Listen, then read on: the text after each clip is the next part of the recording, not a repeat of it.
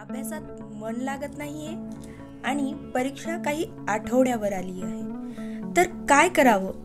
अभ्यास कसा करावा, फोकस कसं निर्माण करावं आणि कोणत्या वेळेला अभ्यास करावा, या सर्व प्रश्नाची उत्तरे एकाच व्हिडिओमध्ये आहेत. तर व्हिडिओ शेवटपर्यंत नक्कीच पहा. आपल्याला कोणतीही गोष्ट जर करायला भाग पाडते तर ती काय हो, तर परिस्थिती आपल्याकडून कोणतीही गोष्ट करून घेते. तसंच अभ्यास करताना पहिल्यांदा परिणाम आठवा. जर आपण अभ्यास नाही केला तर यामुळे काय परिणाम होतो हे लक्षात घ्या. एकदा ना परिणाम तुम्हाला लक्षात आले ना की तुम्हाला म्हणायची पण गरज नाही पडणार. तुम्ही आपोआप मनानेच अभ्यासाला लागणार. तर आता अभ्यासाला बसताना काय करावं? अभ्यासाला बसताना 2 मिनिट आधी ध्यान करा.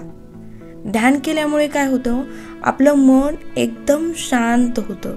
सर्व मोहातून आपलं मन बाहेर काढून त्याला एकदा शांत करा आणि त्याला सांगा की तुमचं ध्येय काय आहे.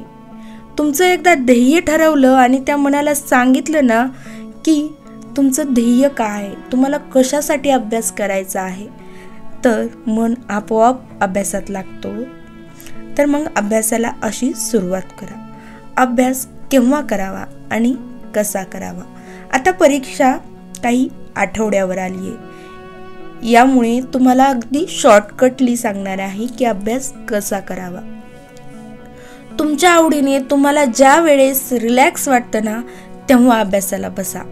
सकाळी ही उत्तम वेळ आहे अभ्यासासाठी, कारण सकाळी आपली झोप झालेली असते आणि आपण खूप रिलॅक्स असतो.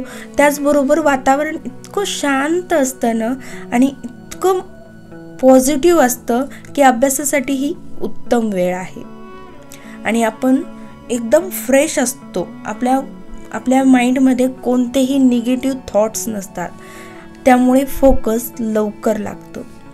सुरुवातीला एक टाइम टेबल ठरवा. त्यानुसार सर्व विषयाला योग्य वेळ द्या. आता परीक्षा थोड्या आठवड्यावर आल्यामुळे जो विषय आपल्याला कठीण जातो ना त्या विषयाला जरा जास्त वेळ द्या.